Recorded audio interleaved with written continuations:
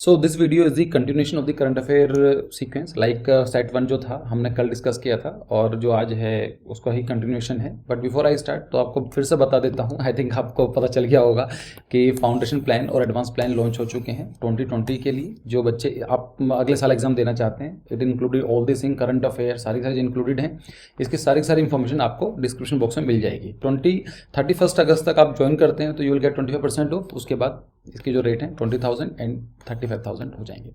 ठीक है, तो जो पहला करंट अफेयर है इट इज़ दी टीआरपी। ये काफ़ी न्यूज़ में था 2021 के स्टार्टिंग में, तो आपको फुल फॉर्म पता होना चाहिए कि टीआरपी होता क्या है। देखो, जैसे हम वीडियोस देखते हैं, आप मेरी वीडियोस यूट्यूब पर देख रहे हो, तो हाउ डू आई नो कि ये वीडियो अच्छी जा रही है बेकार जा रही है? बाय द व्यूज़, है ना, कि कितने व्यूज़ आ रहे हैं इस वीडियो के ऊपर। एक नॉर्मल पैरामीटर ये है। सेम चीज़ होती है जो न्यूज़ चैनल्स होते हैं, एपिसोड्स होते हैं, सीजन्स होते हैं, आपके कोई भी कंटेंट आता है, मूवी आती है, ये कुछ भी होता है, सीरियल्स होते हैं, तो उनको टीआरपी के थ्रू ही मेज़र किया जाता है। ठीक है, तो फुल फॉर्म पता होना चाहिए, टेलीविज़न रेटिंग पॉइंट्स। ये काफ़ी कॉन्ट्रोवर्शियल टॉपिक था और काफ़ी इंटरेस्टिंग टॉपिक भी ऑफ कोर्स, लेकिन टाइम कम है तो मैं डिस्कस ज़्यादा नहीं करूँगा, बाद में करेंगे अगले साल के लिए। ठीक है, वैसे मैंने डाल दिया स्लाइड, आप पोस्ट करके उसको देख सकते हैं कि कितने घर पर बनाई जाती है। बैरोमीटर का मतलब क्या होता है, बार का मतलब क्या है, BARC, इसकी फुल फॉर्म क्या होती है, ब्रॉडकास्ट ऑडियंस रिसर्च काउंसिल। यही काम जो करती है, यही टीआरपी को मैनेज करती है, कितने कैसे सेटअप बॉक्स डालने हैं या फिर उनकी कैसे रैंकिंग करनी है। ठीक है, तो अगला जो करंट अफेयर है वर्ल्ड फूड प्रोग्राम। ये क्या है, देखो पहले तो कंटेक्स्ट पता होना जरूरी है कि नोबेल पीस प्राइज 2020 अभी इस साल का हुआ नहीं है, तो हमारा लास्ट ईयर जो इंपॉर्टेंट अवार्ड्स रहे हैं उनको हम डिस्कस करेंगे। ये दिया गया है वो वर्ल्ड फूड प्रोग्राम को, जैसा नाम से क्लियर हो रहा है, it is about the food programme, मतलब जहाँ पर भी खाना नहीं मिल रहा होगा, और we can say to ensure the food security. Food security कहाँ पर होगी? पंजाब में तो नहीं होगी, ये अपने इंडिया में नहीं है। फॉर्चुनेटली हम लोग इतना ग्रो कर चुके हैं, like after green revolution. Last जो फेमाइन फैला था तो इट वॉज आई थिंक 1961 के आसपास, तो वहाँ पर जाके इंदिरा गांधी जी के टाइम में स्टार्ट हुआ and then green revolution start हुआ था। आपने सब पढ़ा होगा अपनी 11th-12th में, ग्रीन रेवोल्यूशन के बारे में बात की गई थी।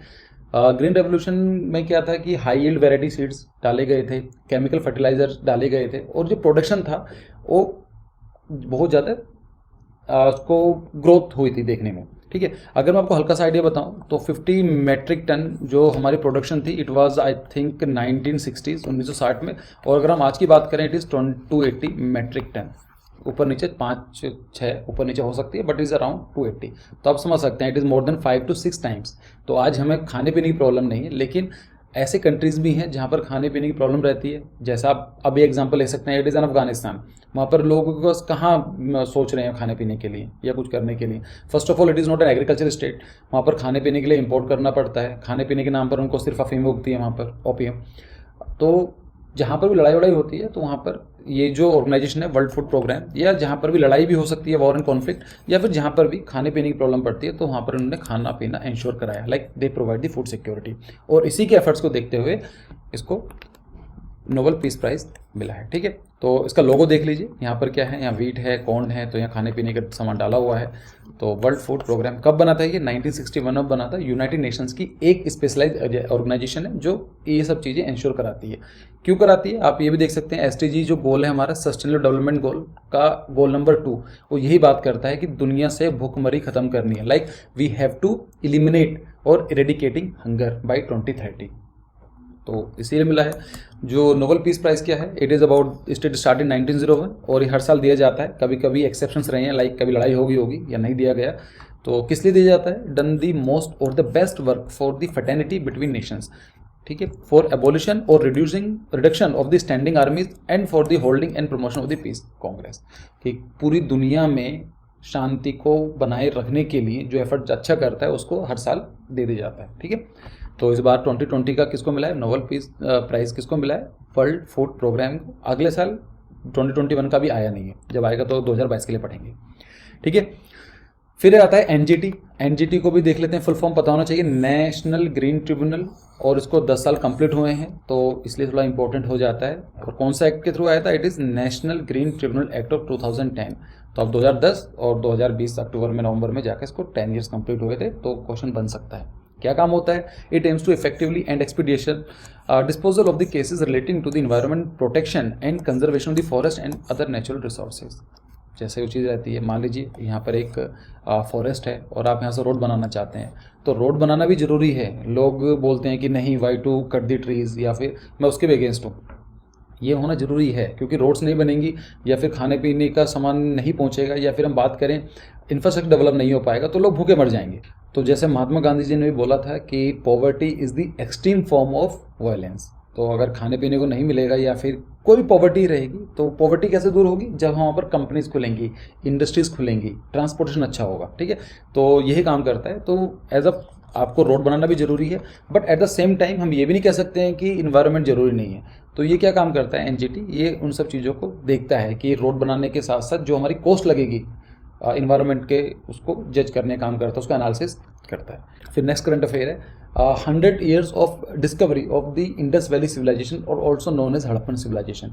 इंडस वैली सिविलाइजेशन को 2020 में या 2021 मान के चलते हैं 100 साल कंप्लीट हो जाएंगे, क्योंकि 1920-21 के आसपास यहाँ पर पहली बार एक फायर साइट देखी गई थी, और साइट का नाम क्या था? हड़प्पा।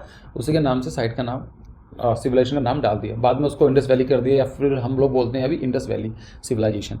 तो ये इम्पोर्टेंट है, और वैसे भी आर्किटेक्चर के अंदर तो डायरेक्टली टॉपिक भी बनता है ना, कि इंडस सिविलाइजेशन, चाहे ग्रीक हो, रोमन हो, और चाहे सुमेरिया वाली हो, मेसोपोटामिया वाली, या फिर Indus valley civilisation, Nile civilisation, ये पता होना चाहिए। और it's like a big event, 100 years जो हैं कंप्लीट होने वाले हैं, हो चुके हैं।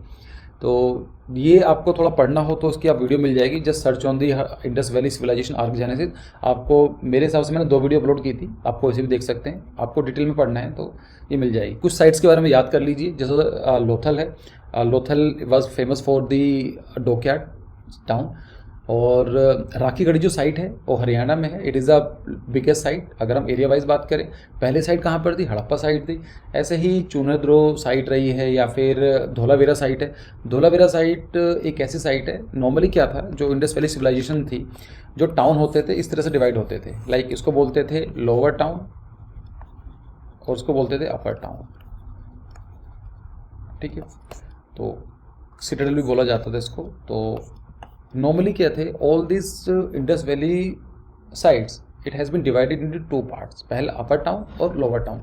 लोअर टाउन मतलब मुझ जैसे लोग, आप जैसे लोग, जो मतलब हम जैसे लोग, जो प्रिस्टली क्लास में नहीं आते हैं, या फिर बहुत ही एरिस्टोक्रेट फैमिली से नहीं आते थे, तो आम जनता के लिए बोल सकते हैं, इट इज़ मैंगो पीपल यहाँ रहते थे। जो लोअर टाउन होता था हमेशा ईस्ट की तरफ होता था, और जो अपर टाउन था वो हमेशा वेस्ट की तरफ होता था। धोलावीरा जो साइट है वहाँ पर आपको 3 पार्ट देखने को मिलेंगे, लाइक इस तरह से। तो upper town, middle town, lower town, ये थोड़ा सा इसमें एक्स्ट्रा है, ठीक है। बाकी आप वीडियो देख लेना, क्लियर हो जाएगा। मैं दोबारा उसको रिवाइज या रिपीट नहीं करूँगा।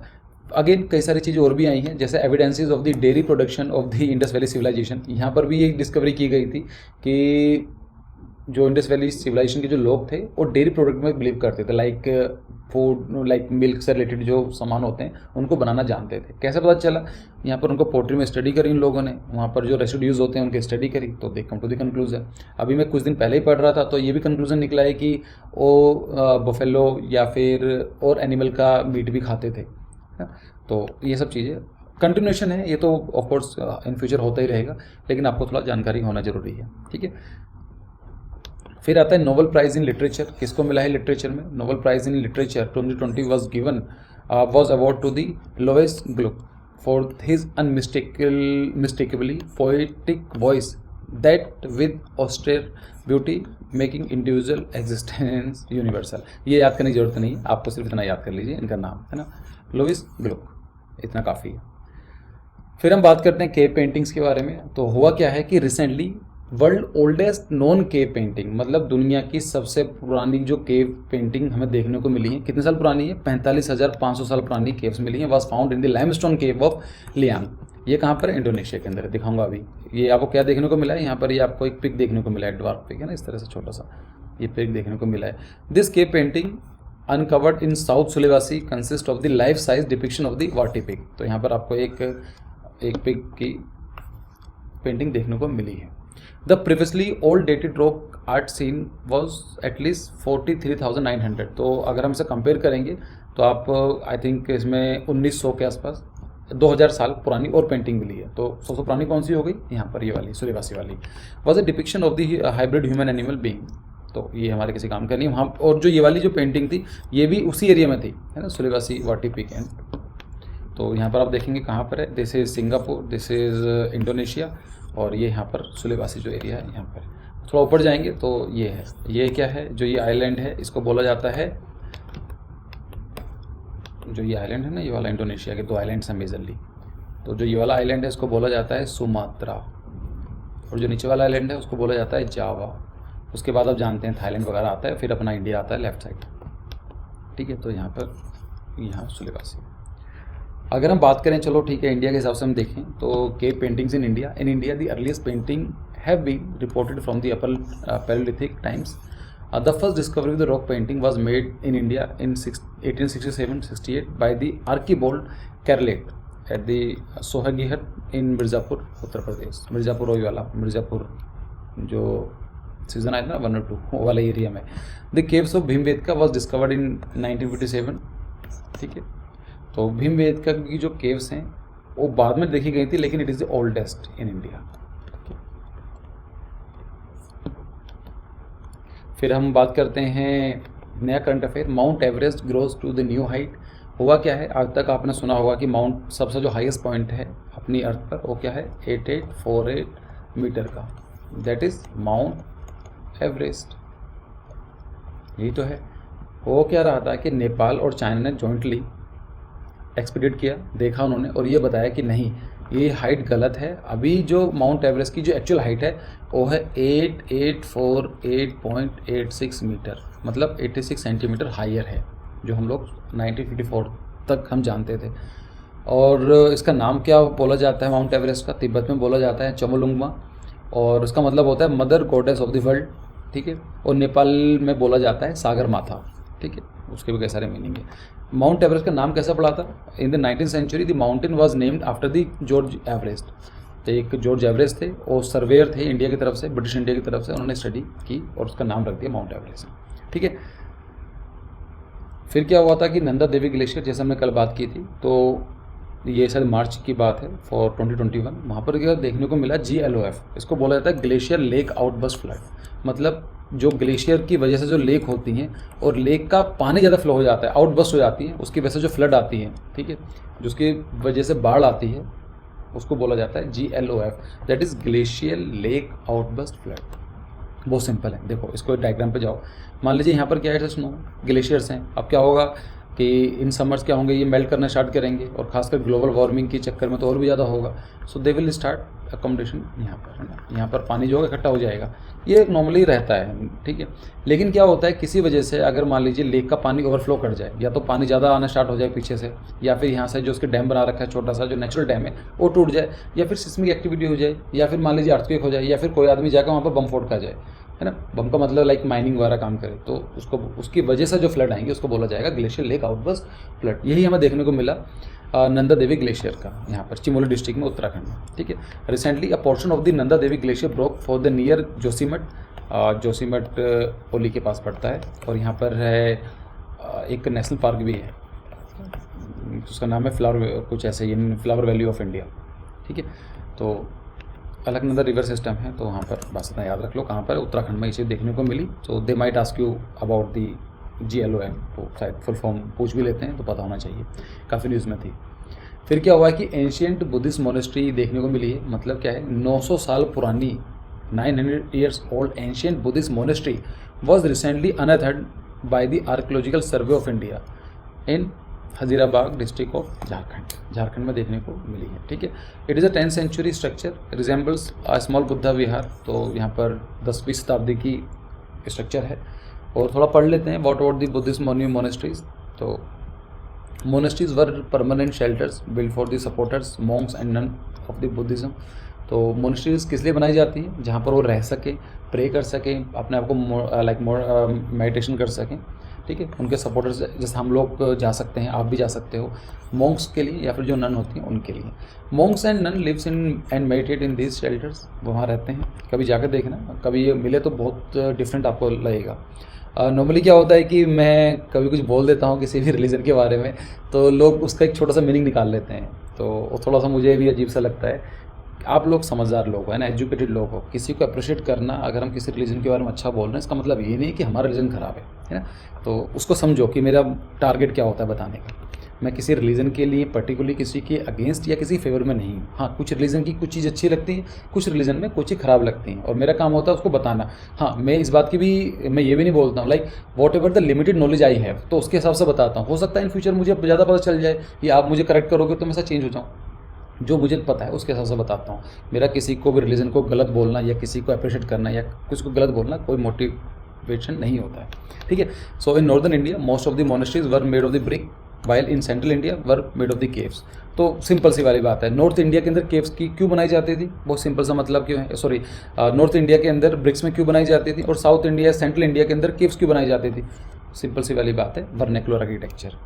अब नॉर्थ इंडिया के अंदर कहाँ से केव बनाओगे, वहाँ होना चाहिए ना आपको हिल्स, ऐसे है ही नहीं, और हिल्स भी हैं तो काटना मुश्किल है, और ऐसे है डायरेक्टली भी देखने को नहीं मिलते हैं, ठीक है। तो अगर आप देखेंगे मध्य प्रदेश के अंदर आपको बहुत मिल जाएंगे ये सब हिल्स वगैरह, तो वहाँ पर आपको मिलेगी। जैसे महाराष्ट्र के अंदर अजंता एलोरा केव्स हैं, वहाँ पर क्यों है, क्योंकि वेस्टर्न घाट्स हैं वहाँ पर। अपने पंजाब, हरियाणा, यूपी, बिहार, वहाँ पर कोई है ही नहीं, तो कहाँ से बनेंगी, ठीक है। तो इसलिए architecture plays a very important role, like geography plays a very important role in deciding the architecture features, ठीक है। later monasteries evolved in complex structures like vihara, चैत्यास, stupas, मैंने वीडियो बनाई थी, देख लेना, ठीक है। तो यहाँ पर आप देखेंगे टाइमलाइन ऑफ द मोनेस्ट्रीज, तो मैंने डाल दी है, आप देख लेना कि नालंदा यूनिवर्सिटी 5th सेंचुरी, फिर बालावी मोनेस्ट्री, तो ये थोड़ा सा नाम याद पता होना चाहिए, दैट्स इट। अनर्थन किया गया है तो ऐसी कुछ देखने को मिली है, फोटोग्राफ्स में डाल दिया है, बस इतना। फिर आता है कि 2020 tree city of the world. तो ये क्या है, हैदराबाद जो सिटी है अपना इंडिया का, was chosen as one among the 120 tree cities of the world, ठीक है। तो 120 सिटी में ट्री सिटीज़ के अंदर ये नाम इसको रिकॉग्निशन मिला है। क्यों मिला जाता है, it is recognition of the city commitment to growing and maintaining urban forestry. Forestry का मतलब जंगल, अर्बन का मतलब शहरी एरिया में। तो अगर किसी अर्बन एरिया के अंदर आप अच्छे प्लांट्स लगाते हैं या फिर किसी सिटी के अंदर ग्रीन स्केप्स अच्छे देखने को मिलते हैं, ट्रीज देखने को मिलते हैं, तो उसको बोला जाएगा अर्बन फॉरेस्ट्री। ऑल्दो ये टॉपिक बड़ा डिफरेंट है, 1971 में सोशल फॉरेस्ट्री ये सब चीज़ें स्टार्ट हुई थी, तो वो हम कई बाद में डिस्कस करेंगे, लेकिन अभी के लिए ऐसा समझो it is the only in Indian city to get such recognition, ठीक है। फिर एक नेक्स्ट करंट अफेयर है सुएज कैनाल। तो one of the world largest container ship named Ever Given, तो ये नाम भी याद रख लेना कि क्या है। ये फंस गया था, आपने देखा होगा, वीडियोस आई थी काफ़ी, उस टाइम तो मीम बहुत ज़्यादा मीम बने थे। बस ये पता होना चाहिए कि सुएज कैनाल कहाँ पर है। देखो सुएज कैनाल की वैल्यू क्या है, ये one of the most important canals है दुनिया की।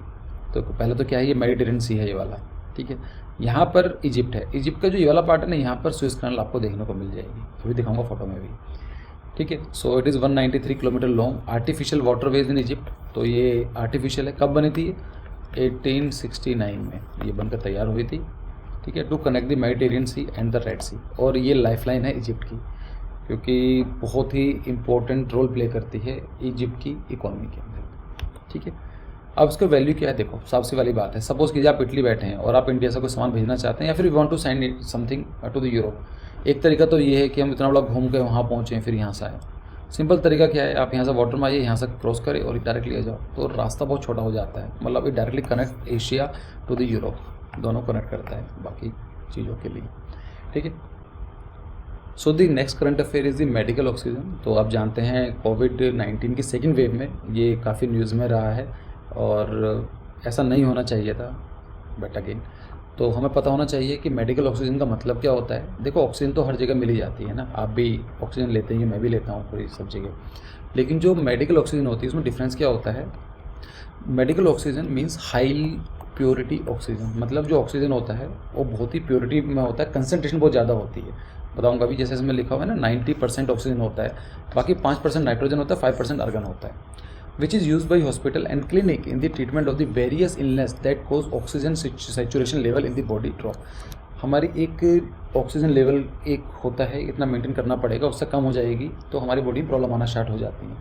तो कोविड-19 की सेकेंड वेव में कई सारे लोग ऐसे थे जिनकी ऑक्सीजन लेवल कम हो गया था, उनको पूरा करने के लिए हमें मेडिकल ऑक्सीजन चाहिए होती है, और ये जो होती है ये 21% वाली नहीं होती है, इट इज़ 90%। तो आप समझ सकते हो कितनी डेंस होती है, उसमें ऑक्सीजन नहीं दी जाती है। तो ये थोड़ा सा ये फैक्ट याद कर लेना, 90% ऑक्सीजन होती है, ठीक है। फिर नेक्स्ट करंट अफेयर है रेयर डिजीज़ के बारे में। देखो इसे नाम से पता चलता है कि रेयर डिजीज़ बोला जाता है या फिर ऑर्फन डिजीज़ बोला जाता है या फिर ऑर्फन ड्रग्स बोला जाता है। देखो रेयर का मतलब होता है बहुत ही कम, है ना, जैसा बोलते हैं कि रेयर मेटल है या फिर रेयर चीज़ें होती हैं। ऐसी बीमारियाँ जो बहुत ही कम होती हैं उनको बोला जाता है रेयर डिजीज़। ऐसी कोई डेफिनेशन नहीं है जो हम बोल सकते हैं कि ये होगा तो रेयर में आएगा, नहीं आएगा। हाँ, अगर हम बात करें WHO की एक डेफिनेशन है, उनके हिसाब से ये है कि अगर किसी भी पॉपुलेशन में जो उनकी जो लिथैलिटी नहीं बोलेंगे या फिर हम बात करेंगे उसको बीमारी हो जाती है, अगर 1000 लोग वहाँ रहते हैं और एक या एक से कम लोगों को बीमारी होती है, उसको बोला जाएगा रेयर डिजीज़। इनके लिए अलग से पॉलिसी होती है। क्यों? Ministry of health and family welfare, हमारी जो मिनिस्ट्री है वहाँ उन्होंने national policy for rare disease NPRD 2021 को अप्रूव किया है। अब आप बोलेंगे कि इतना क्यों सोचना है, ऐसा क्यों, पॉलिसी में क्या होता है रेयर डिजीज़? देखो आपको पता है कोविड-19 की वैक्सीनेशन तैयार हो गई है ना, कितनी जल्दी तैयार हो गई, इतनी जल्दी कभी नहीं हुई है आज तक। ठीक है, इतनी सारी कंपनी ने इसमें काम किया। काम पता क्यों किया? To earn the money. उन्हें पता है कि हमारी मेडिसिन अगर अप्रूव हो गई तो पूरी दुनिया में बिकेगी, पैसे मिलेंगे हमें। ठीक है, तो जहाँ पर डिमांड होती है वहाँ पर भी सप्लाई दी जाती है। But what about the rare disease? मान लीजिए किसी एक आदमी है, 100 एक विलेज है, 1000 लोगों का विलेज है, वहाँ पर एक आदमी को प्रॉब्लम है, तो आपको लगता है कोई भी कंपनी या कोई भी रिसर्च इंस्टीट्यूट इन पर फोकस करेगा? उनको पता है कि तो मेहनत उतनी लगेगी और मेहनत लगने के बाद भी हमें कोई रिटर्न नहीं मिलेगा। तो ऐसी बीमारियों को अलग से फोकस किया जाता है कि ऐसी, क्योंकि इसमें कॉमर्शियल बेनिफिट नहीं होता है, तो इसलिए गवर्नमेंट सपोर्ट करती है, फंडिंग देती है कि आप एक काम कीजिए, हम अपनी तरफ से पैसे देते हैं एंड डू द रिसर्च।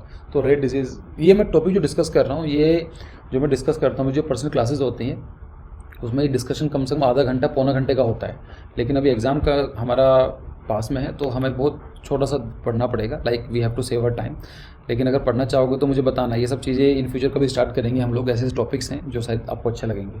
ठीक है, so next current affair is about the pink moon.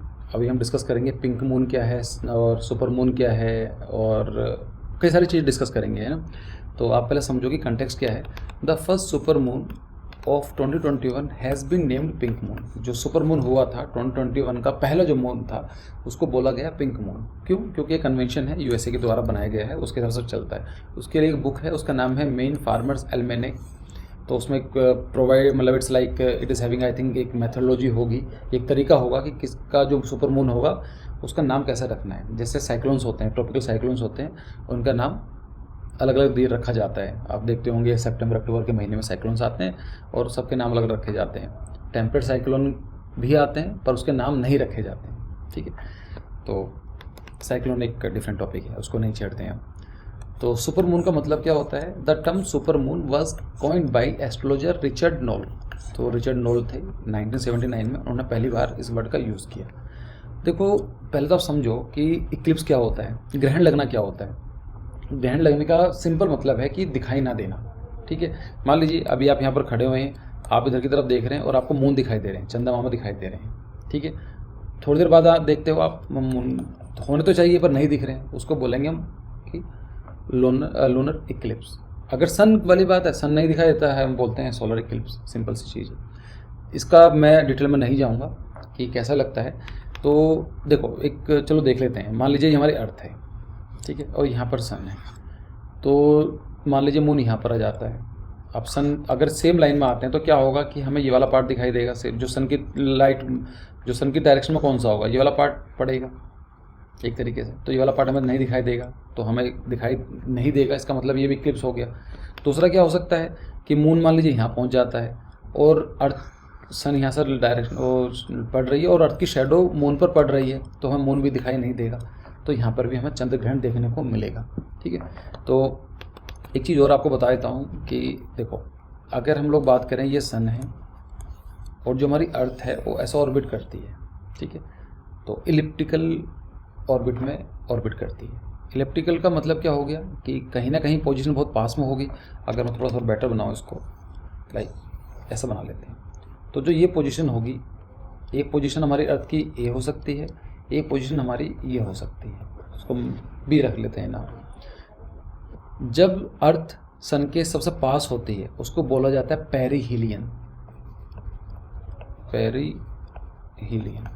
जब अर्थ सन के सबसे दूर होती है उसको बोला जाता है ये लिए सेम कंडीशन हमारी सन, हमारी अर्थ और मून के साथ भी हो सकती है।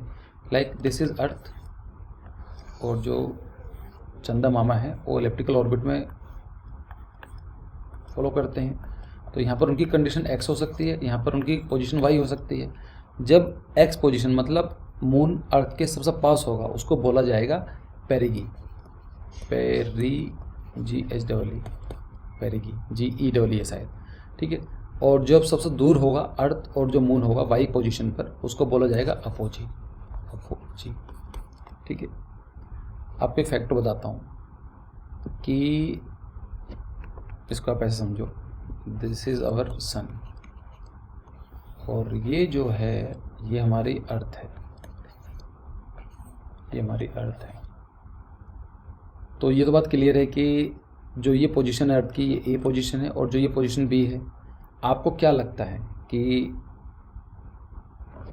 हमारी जो अर्थ है सन से सबसे दूर कब होती है, कौन से महीने में होती है? आपको कमेंट सेक्शन में बताना है कि in which month our earth is the farthest from the sun, कौन से महीने में अर्थ सन से सबसे दूर होती है। या फिर हम बात करें अपोहिलियन पोजीशन, कौन से दिन या कौन सी तारीख या कौन से महीने में आती है, ठीक है। तो the moon orbits earth in an elliptical which brings it closer to and farther from the earth। Yes, simple है। अगर कोई इलिप्टिकल ऑर्बिट में वो कर रहा है तो एक पोजीशन की दूर आएगी और एक पोजीशन बहुत पास वाली भी आएगी, ठीक है। The farthest point in this eclipse is called the apogee, जो सबसे दूर होता है उसको बोला जाता है अपोगी। सबसे पास जो होता है उसको बोलते हैं पेरिगी, PRIGE, ठीक है। सुपर मून का मतलब क्या होता है? Super moon refers to either a new or a full moon. New का मून का मतलब न्यू मून तब होता है जब अर्थ और सन के बीच में मून आता है, और फुल मून का मतलब होता है जब मून इधर पहुंच जाता है। होते एक लाइन में ही है, अगर लाइन में होंगे तभी आएगा, ठीक है। देखो ये जो कॉन्सेप्ट्स हैं ना बहुत ही इंटरेस्टिंग कॉन्सेप्ट हैं, डिफ़िकल्ट नहीं है, लेकिन मैं उसके लिए प्रिपेयर नहीं था तो मुझे डायग्राम्स वगैरह चाहिए होंगे। तो अगर मुझे लगेगा कि आपको सच में जानना है कि कैसे इक्लिप्स होते हैं, क्या कंडीशन होती है, तो मुझे बता देना। अगर टाइम मिलेगा तो मैं उसके ऊपर अलग से वीडियो बनाकर बता दूंगा, लेकिन अभी समझ लेते हैं। Super moon refers to either a new or the full moon, ठीक है, या तो यहाँ पर होगा या यहाँ पर होगा। That coincide with the moon being at the perigee. Perigee का मतलब अर्थ के सबसे पास में है। अब जब कोई चीज़ पास में होगी तो क्या होगा? बड़ी दिखाई देगी। इसी पोजीशन को बोला जाता है सुपर मून। मतलब अगर हम मून ये साइज़ का देखते हैं और किसी दिन आपको ये साइज़ का देखने को मिल जाए तो आप बोलेंगे ये सुपर मून है, ठीक है। अब क्यों दिखाई देता है? क्योंकि इसका पीछे एक सिंपल सा लॉजिक है। जो पोजीशन होगी वो पेरिगी पोजीशन होगी, मतलब अर्थ और सन, अर्थ और जो मून है सबसे पास में होंगे, और जो चीज़ पास में होगी वो बड़ी दिखाई देती है। The moon, the point where moon is closest to its elliptical orbit around the earth, ठीक है। आई थिंक समझ में आ गया होगा आपको। न्यू मून का कौन सी पोजीशन होती है? न्यू मून तब होता है, ये अर्थ है, ये सन है और ये मून है। New moon is when sun and earth are on the opposite side of the moon, मतलब मून के अपोजिट साइड हो जाते हैं, एक तरफ सन होगा एक तरफ अर्थ होगी। A new moon is not visible due to following reason. दो रीज़न होते हैं। एक तो रीज़न ये हो सकता है कि सीधी लाइन में ना हो, मतलब the alignment is such that it leaves the side of the moon that face earth in darkness. साफ सी वाली बात है, यहाँ पर जो है यहाँ पर अंधेरा आ रहा है, इट्स डार्क, अब डार्क में नहीं दिखाई देगा अपने को, तो यहाँ पर भी इक्लिप्स हो जाएगा।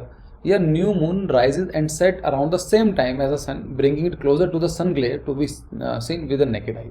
दूसरा ये हो सकता है कि एक टाइम पर राइज और सनसेट होते हैं, मून भी ऐसा ही कर रहा है, और ग्लेयर इतनी ज़्यादा पड़ रही है कि हमारी जो नंगी आंखें हैं, नेकेड आइज है, मतलब बिना टेलीस्कोप के हम देखेंगे तो नहीं दिखेगा अपने को। फुल मून का मतलब क्या होता है? Full moon is when the sun and moon are align on the opposite side of the earth. मतलब सन एंड द मून, मतलब अर्थ ये है, उसके एक तरफ जो फुल मून, एक तरफ तो हो जाएगा सन और एक तरफ हो जाएगा मून, उस कंडीशन को बोला जाता है full moon. And 100% the moon face is illuminated by the sun, ठीक है। कुछ टर्म्स तो सुपर मून में होता क्या है, ये कितना बड़ा दिखाई देता है? ज़्यादा बड़ा नहीं है, लेकिन आपको 30% ज़्यादा बड़ा दिखाई देगा। During a super moon that brightness can increase up to 30% as a result of the moon being closer to the earth. तो आपको 30% ब्राइटर दिखाई देता है, और आई थिंक 14% थोड़ा सा बड़ा भी दिखाई देता है। जैसा आप यहाँ पर देखेंगे, ये नॉर्मल जो है जो एक नॉर्मल मून जो है ये है, और सुपर मून ये है। एक्चुअली नॉर्मल मून नहीं है, माइक्रो मून है। अब नाम से क्लियर हो गया होगा आपको, माइक्रो मून का मतलब क्या है, जब सबसे दूर होगा, ठीक है। तो ये जो पोजीशन होगी सबसे दूर हो जाएगा अर्थ के, तो छोटा दिखाई देगा। तो नॉर्मली जो दिखाई देता है उससे थोड़ा छोटा दिखाई देगा, उसी को बोला जाएगा माइक्रो मून, ठीक है। तो आप समझ सकते हैं कि सुपर मून और माइक्रो मून में डिफरेंस कितना बड़ा दिखाई देता है, लगभग इतना सा है। तो आप समझ सकते हो अराउंड, ठीक है। तो micro moon is when a full moon और a new moon coincide with the apogee. Apogee मतलब सबसे दूर होता है। देखो, इसमें कुछ याद नहीं करना, रट्टा नहीं मारना है, समझना है। एक बार कॉन्सेप्ट समझ में आया आपको। ज्योग्राफी की सबसे अच्छी बात यही है, ज्योग्राफी के अंदर फॉर्मूले वगैरह नहीं होते हैं, आपको कॉन्सेप्ट होते हैं। एक बार क्लियर हो गया, फिर आप कैसा भी दुनिया का कैसे भी क्वेश्चन लाकर खड़ा कर दो, आप समझ जाओगे कि अच्छा इसमें ये लूप होल है और यहाँ पर ऐसा होगा। नाटक का जो पहला एग्जाम हुआ था उसमें पहला क्वेश्चन ही सोलर इक्लिप्स के ऊपर था, ठीक है। चलो, ब्लड मून का मतलब क्या होता है? ब्लड का मतलब खून। तो खून का कलर क्या होता है? रेड कलर होता है। तो अगर आपको लाल रंग का दिखाई दे किसी दिन, तो आप बोलेंगे कि ये ब्लड मून है।